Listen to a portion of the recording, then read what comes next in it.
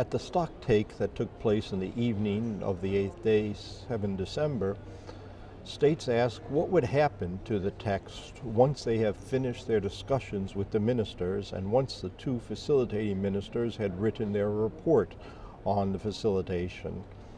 Would that text then be edited by the presidency? Would it be edited by a small group of states?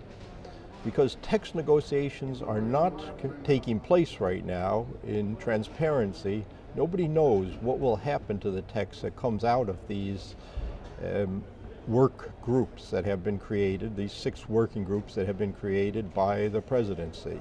And the presidency had no answer to this question. I guess we'll have to wait and see what is pulled out of the hat.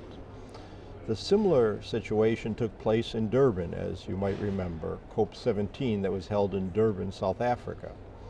In that instance, different facilitation groups were held, and then a text was put together in the middle of Saturday night, coming out early Sunday morning, where each state was allowed to have 2 people in the negotiations. Sometimes that meant even the lead negotiator could not be present because experts had to be present on discussion of several issues.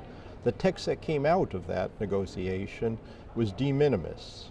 What it did do is it created the ad hoc group, the Durban group, that now put forward the text for this negotiation.